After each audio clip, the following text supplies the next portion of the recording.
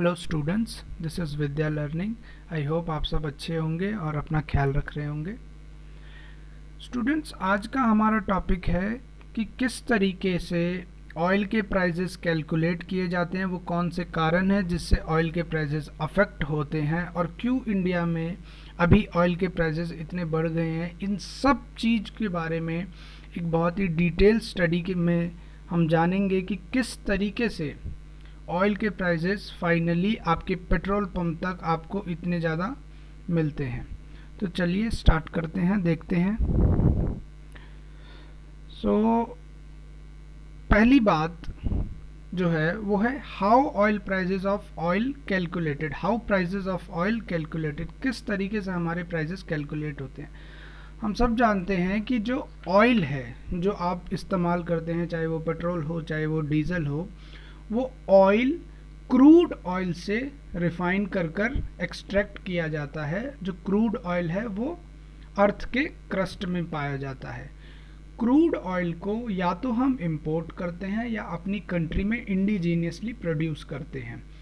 80 to 90% जो crude oil है वो हम इंपोर्ट करते हैं और बाकी का बचा हुआ प्रोड्यूस करते हैं। अगर हम इंडिया की बात करें, अलग अलग कंट्री में ये परसेंटेज डिफरेंट हो सकता है। बात की जाए क्रूड ऑयल के प्राइसेस की, तो क्रूड ऑयल के प्राइसेस कंट्री के बायलैटरल टाइज पर भी डिपेंड करते हैं और ओपेक द्वारा भी मैनेज किए जाते हैं। ओपेक क्या है, ओपेक के बारे में जानेंगे। ओपेक किस तरीके से क्रूड ऑयल के प्राइसेस को इंटरनेशनल मार्केट में मैनेज करता है। ओपेक क्या है?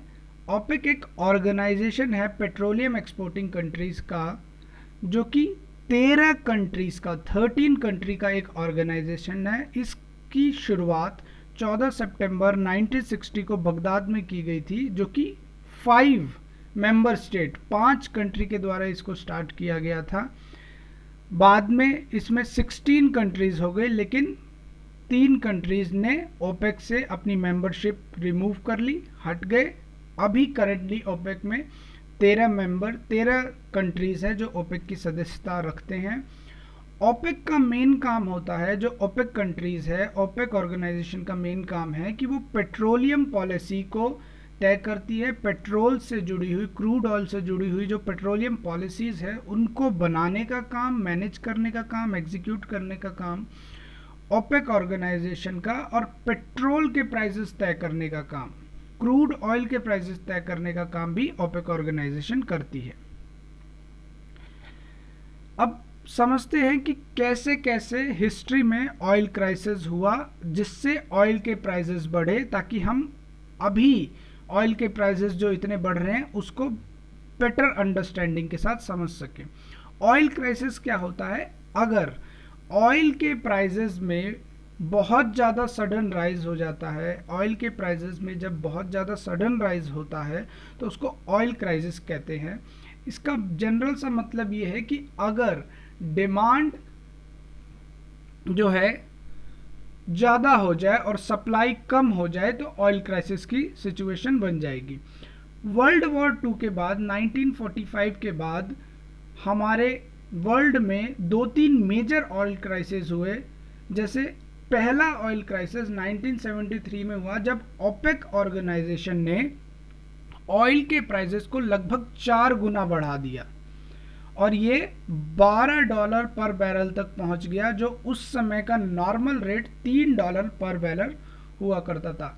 ओपेक ऑर्गेनाइजेशन ने प्राइसेस को 4 गुना बढ़ा दिया। दूसरा मेजर ऑयल क्राइसिस जो हुआ वो 1979 में हुआ, जब ईरान में ईरान रिवॉल्यूशन हुआ 1978 से 1979। तब ईरानियन ऑयल इंडस्ट्री का जो प्रोडक्शन था वो बहुत कम हो गया, जिससे प्राइसेस बहुत ज़्यादा बढ़ गए और ऑयल का क्राइसिस हो गया। सबसे बड़ा ऑयल क्राइसिस जो हुआ वो 2008 में हुआ, जब पूरे वर्ल्ड में एक फाइनेंशियल क्राइसिस आया। 2008 के फाइनेंशियल क्राइसिस के बारे में भी मैं एक वीडियो बनाऊंगा आप लोगों के लिए। 2008 का जब फाइनेंशियल क्राइसिस आया, तब जो क्रूड ऑयल का प्राइस था वो रिकॉर्ड हाई $145 पर बैरल तक चला गया, लेकिन 2008 के लास्ट में, एंड में, ये $43 तक गिर गया फिर से। 2014 में ऑयल प्राइसेस के दाम 2014 में और 15 में ऑयल प्राइसेस के दाम गिरे, क्रूड ऑयल प्राइसेस के दाम गिरे। इनके कारण क्या थे? यूएस ने अपनी प्रोडक्शन को बढ़ाया और ओपेक ने अपनी पॉलिसी में थोड़ी सी लीनियंसी दिखाई। हम सब जानते हैं 2020 में कोरोना वायरस आया पूरी दुनिया में लॉकडाउन लगाया गया। पूरी दुनिया में जब लॉकडाउन लगाया गया तब अप्रैल के महीने में जो वेस्ट टेक्सास था उसमें क्रूड ऑयल का प्राइसेस नेगेटिव में चला गया, क्योंकि डिमांड बहुत लो हो गई और सप्लाई बहुत ज़्यादा थी, जिस वजह से क्रूड ऑयल का प्राइस नेगेटिव में चला गया। और उसी समय कंज्यूमर डिमांड बहुत ज़्यादा कम हो गई, जिससे लॉकडाउन के समय अप्रैल 20 से अप्रैल 22 तक जो क्रूड ऑयल के प्राइसेस थे वो लोवेस्ट ट्रेंड कर रहे थे। टोटल ऑयल रिजर्व और कंजम्पशन की अगर बात की जाए तो हमारे पूरे वर्ल्ड में 2016 के डेटा के अकॉर्डिंग हमारे पूरे वर्ल्ड में 1.65 ट्रिलियन बैरल क्रूड ऑयल है। 1.65 ट्रिलियन बैरल क्रूड ऑयल है।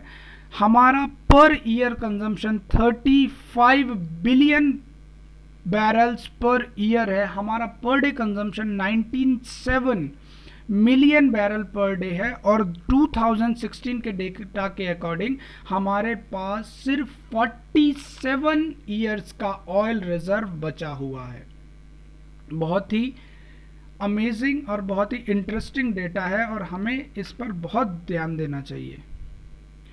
टोटल वर्ल्ड कंजम्पशन की बात करें ऑयल की तो एनर्जी इंफॉर्मेशन एडमिनिस्ट्रेशन के अकॉर्डिंग जो टोटल वर्ल्ड का कंजम्पशन है पर डे वो 97.10 मिलियन बैरल्स है 2016 में। मैंने अभी बताया कि टोटल प्रूवन ऑयल रिजर्व कितना है 1.65 ट्रिलियन बैरल्स है। एवरेज कंजम्पशन अगर हम निकालें पर पर्सन वर्ल्ड में, अगर एवरेज कंजम्पशन आप क्रूड ऑयल का निकालें कि हम एवरेज कितना कंज्यूम कर रहे हैं ऑन एन एवरेज वर्ल्ड में, तो पर पर्सन वर्ल्ड में 1900 ml ऑयल कंज्यूम कर रहा है।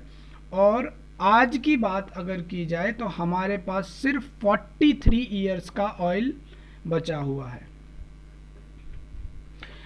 इंडिया में ऑयल कंजम्पशन की बात करें तो इंडिया में जो ऑयल कंजम्पशन है पर डे वो 4.2 मिलियन बैरल है। अक्टूबर 2020 का ये डेटा है। और हमारा जो कंजम्पशन है वो हर साल 1.8% की रेट से बढ़ रहा है। पर ईयर कैलकुलेट किया जाए तो 1.533 बिलियन पर बैरल कंजम्पशन है। अगर ऑन एन एवरेज निकाला जाए पर पर्सन इंडिया का तो ऑयल कंजम्पशन पर पर्सन इंडिया का 500 ml है। मतलब हर व्यक्ति लगभग 500 ml ऑयल डेली कंज्यूम कर रहा है। बात की जाए अगर टॉप 10 कंट्रीज जिनका सबसे लार्जेस्ट ऑयल रिजर्व है तो ये आप देख सकते हैं स्क्रीन पर। Venezuela, Saudi Arabia, Canada, Iran, Kuwait, United Arab Emirates, United state, Libya, ये 10 कंट्री है जिनके पास सबसे लार्जेस्ट ऑयल रिजर्व है। इंडिया की कैपेसिटी की बात की जाए तो इंडिया की जो क्रूड ऑयल की कैपेसिटी है, ऑयल रिजर्व की कैपेसिटी है, वो लगभग 74 डेज की है। इसका मतलब ये हुआ कि अगर हम हमारे सारे ऑयल रिजर्व को फुल कर ले तो इंडिया 74 डेज तक बिना इंपोर्ट किए, बिना ऑयल का प्रोडक्शन किए ऑयल की डिमांड को पूरी कर सकता है, ऑयल की डिमांड कंप्लीट कर सकता है। इंडिया का लगभग 82% क्रूड ऑयल जो है वो हम इंपोर्ट करते हैं और बाकी का हम इंडिजीनियसली प्रोड्यूस करते हैं हमारी कंट्री में। अब जिस चीज का आप लोगों को इंतजार था कि ऑयल प्राइसेस आखिर कैलकुलेट कैसे होते हैं, तो देखो हम क्रूड ऑयल को बाहर से मंगाते हैं। क्रूड ऑयल का जो प्राइस है वो इंटरनेशनल मार्केट में डॉलर में होता है और बैरल पर बैरल के अकॉर्डिंग होता है। एक बैरल में 159 लीटर क्रूड ऑयल होता है। तो जब आप कैलकुलेट करेंगे इसको ऑन एन एवरेज, मैंने जो क्रूड ऑयल का प्राइस लिया है वो 63.5 पर बैरल लिया है, जो अभी क्रूड ऑयल का प्राइस है इंटरनेशनल मार्केट में। जब आप उसको इंडियन करेंसी में चेंज करेंगे और 159 से डिवाइड करेंगे तो जो आपको प्राइस मिलेगा INR में, इंडियन करेंसी में, क्रूड ऑयल का 1 लीटर का प्राइस वो आएगा 27 रुपीज 95 पैसे। मतलब 1 लीटर क्रूड ऑयल इंडिया में 27 रुपये 95 पैसे का पड़ रहा है। रिफाइनरी में उसको प्रोसेस करने का कॉस्ट, ट्रांसपोर्टेशन कॉस्ट, सारे लॉजिस्टिक कॉस्ट को जोड़ने के बाद, डीलर का मार्जिन जोड़ने के बाद जो टोटल कॉस्ट है वो 3.84 हो जाती है। मतलब 3 रुपये 84 पैसे रिफाइनरी वाले अपने पास रखते हैं सारे प्रोडक्शन कॉस्ट का, और 31 रुपये 80 पैसे के लगभग, 31 रुपीज 80 पैसे के लगभग जो फ्यूल का प्राइस है वो हो जाता है जब फ्यूल कंप्लीटली रेडी है पेट्रोल पंप पे भेजने के लिए। मतलब 32 रुपीज अप्रॉक्सीमेटली वो प्राइस है जिस प्राइस पर क्रूड ऑयल से रिफाइन करने के बाद पेट्रोल या डीजल बन चुका है और पेट्रोल पंप पे भेजे जाने के लिए तैयार है। इस प्राइस के बाद क्या होता है, सेंट्रल गवर्नमेंट इस पेट्रोल पर एक्साइज ड्यूटी और सेस लगाती है, जो कि लगभग बेस प्राइस का या फ्यूल प्राइस आफ्टर प्रोसेसिंग का 104% होता है, 32.98 पैसा होता है। उसके बाद पेट्रोल पंप डीलर भी इस पर कुछ कमीशन लेते हैं जो कि 3.67 रुपीज़ होता है लगभग। उसके बाद स्टेट गवर्नमेंट इस पर टैक्स लेती है, वैट लेती है, जो कि 30% होता है पेट्रोल पर और 16.67% होता है डीजल पर। ये वैट का जो परसेंटेज है ये वेरी कर सकता है स्टेट टू स्टेट। 19.55 19 रुपये 55 पैसे ऑन एन एवरेज वैट लगता है पेट्रोल पर, और टोटल कीमत जो हो जाती है वो लगभग 88 रुपीज़ के करीब पेट्रोल प्राइजेस की हो जाती है। अब इस पेट्रोल प्राइसेस में जो चेंजेस आते हैं वो चेंजेस कैसे आते हैं, अगर क्रूड ऑयल के प्राइसेस इंटरनेशनल मार्केट में बहुत कम हो गए तो प्राइस कम हो जाएगा। अगर सेंट्रल गवर्नमेंट ने या स्टेट गवर्नमेंट ने टैक्सेस में कमी कर दी तो क्रूड ऑयल का प्राइसेस कम हो जाएगा। अगर यही फैक्टर है जो ऑयल प्राइसेस को सस्ता और महंगा करते हैं। हमारे जो ऑयल प्राइसेस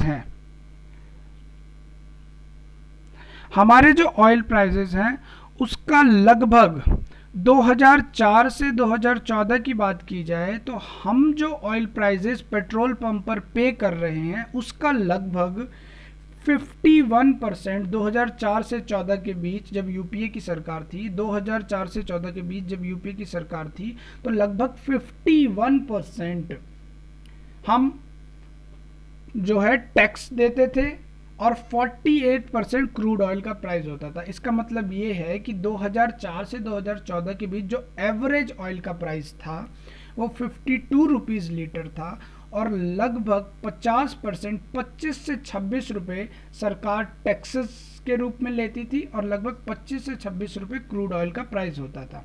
अब इस टैक्सेस में सेंट्रल गवर्नमेंट का टैक्स, स्टेट गवर्नमेंट का टैक्स और जितने भी कमीशन हो सारे इंक्लूडेड है। 2014 से जब इस डेटा को देखा जाए तो लगभग 35% टोटल प्राइस का क्रूड ऑयल का प्राइस है और 65% के लगभग हम टैक्स के रूप में दे रहे हैं, जो भी हम प्राइस पे कर रहे हैं 1 लीटर फ्यूल का। और बात की जाए कि फ्यूल पर लगने वाला जो टैक्स है पूरी दुनिया में कितने कितने परसेंट टैक्स लगता है, तो इंडिया एक ऐसी कंट्री है जहां पर फ्यूल पर लगने वाला टैक्स सबसे ज़्यादा है। लगभग 69% टैक्स 1 लीटर फ्यूल या जितना भी ऑयल का प्राइस है उसका 69% हम टैक्स दे रहे हैं। वही कंपैरिजन करें यूएस से तो यूएस में सिर्फ 19% ये टैक्स है। इसको आप इस तरीके से समझ सकते हैं एक एग्जांपल से कि अगर पेट्रोल का प्राइस 100 रुपये है तो उसका 69% यानी 69 रुपीज़ आप टैक्स के रूप में सरकार को दे रहे हैं। और वही यूएसए में अगर ऑयल का प्राइस 100 रुपये है तो उसका सिर्फ 19 रुपये 19 रुपीज़ आप सरकार को टैक्स के लिए दे रहे हैं। ये था पूरा वीडियो। आई होप आपको सब समझ में आया होगा, और अगर कोई भी इसमें आपको एरर दिखे या कुछ मिस्टेक दिखे तो आप प्लीज़ अपने वैल्यूएबल कमेंट्स को कमेंट सेक्शन में लिखें। इस वीडियो को अपने दोस्तों के साथ शेयर करें, अपने परिवार के साथ शेयर करें। बहुत ही इंफॉर्मेशनल वीडियो है। Okay, thank you, good bye.